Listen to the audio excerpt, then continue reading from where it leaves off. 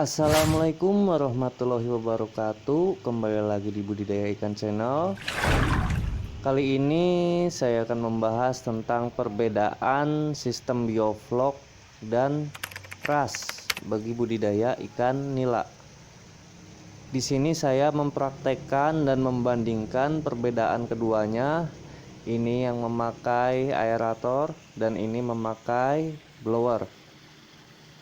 Yang satu menggunakan sistem bioflok dan yang ini menggunakan resirkulasi aquaculture system. Dan ini airnya dari mulai bak besar ke kolam kecil yang satu, dan saya tembusin ke kolam kecil yang kedua, dan akhirnya balik lagi ke kolam yang besar. Dan penyaringannya hanya menggunakan eceng dan waring di bawahnya agar lebih tersaring. Walaupun di sini saya tidak menggunakan full air yang bersih. Jadi sistemnya itu asal kotorannya itu tidak terlalu banyak. Berbeda dengan yang satu lagi, ini adalah sistem bioflok yang biasa kita pakai. Ini menggunakan aerator di sini dan juga menggunakan probiotik. Keduanya saya gunakan probiotik agar airnya itu lebih stabil, bebas amoniak di sini, dan juga sisa-sisa kotoran ini bisa menjadi vlog. Ya, keduanya saya pakai menggunakan probiotik air ya di sini. Di sini kita kasih pakan. Jadi yang saya rasakan perbedaannya itu, menurut saya sistem RAS ini lebih kelihatan sehat. Maksudnya itu lebih cekatan terhadap pakan dibandingkan yang bioflok. Dan perkembangannya pun sepertinya yang saya rasakan ini lebih cepat besar dibandingkan yang bioflok. Berbeda dengan kolam yang bioflok, ini relatif lambat makanya ketika airnya benar-benar sudah kotor atau vlognya banyak mungkin di sini ya, karena setahu saya vlog itu terbentuk dari kotoran yang lembutnya saja, yang kasarnya kayaknya tidak mengendap di bawah.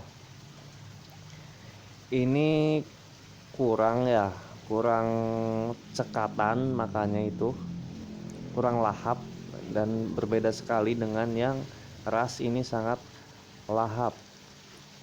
Dan perkembangannya pun ini saya bandingkan, ini lebih cepat RAS.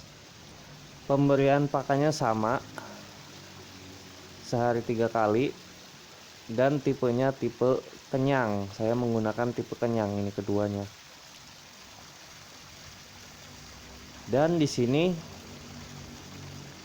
yang saya rasakan keduanya ini menggunakan perbedaan listrik ya, terutama listrik. Kekurangan dari RAS itu listrik, karena saya di sini menggunakan blower 16.000 liter per jam di sini ya. Ini konsumsi listriknya hampir 3 kali lipat dibandingkan aerator LP 100 ya, yang 100 watt. Ini penggunaan listrik blower itu lebih banyak. Ya mungkin kekurangannya kalau RAS itu mungkin bagi saya ini listriknya ya. Sedangkan untuk yang lainnya itu kelebihannya lebih bagus dibanding bioflok. Ini menurut saya yang saya praktekkan. Untuk FCR-nya saya belum menghitung karena ini baru ya. Dan untuk padat tebar di sini, ini menurut saya RAS itu lebih bisa padat dibanding bioflok. Kalau bioflok terlalu padat itu menurut saya yang sudah saya praktekkan itu lama besarnya ya. Sedangkan RAS ini cepat ya.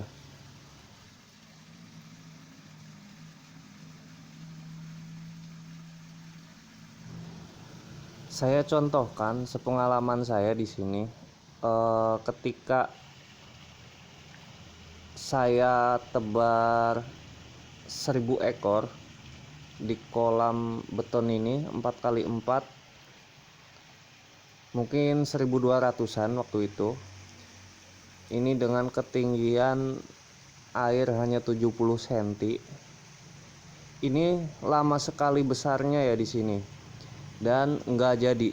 Dan idealnya ini kalau bioflok sebenarnya, walaupun diameter 4 ya kolam bioflok itu, sebenarnya idealnya itu 500, dan banyaknya itu 700. Itu untuk diameter 4 kolam bioflok ya, diameter 4 itu yang bulat ya.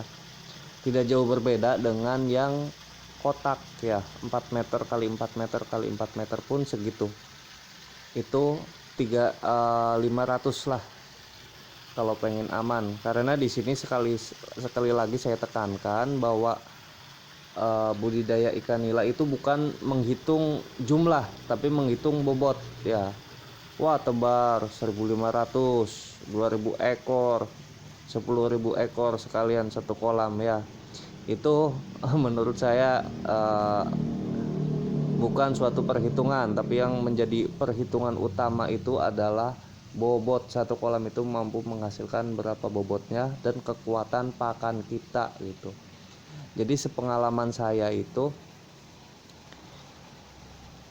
kalau sistem bioflok ini punya saya, ini kolamnya hanya saya isi sekitar 450 ekoran ya di sini, sampai 500 ekor, tidak lebih dari itu. Sedangkan yang ras saya kasih sekitar 800 ekor di sini.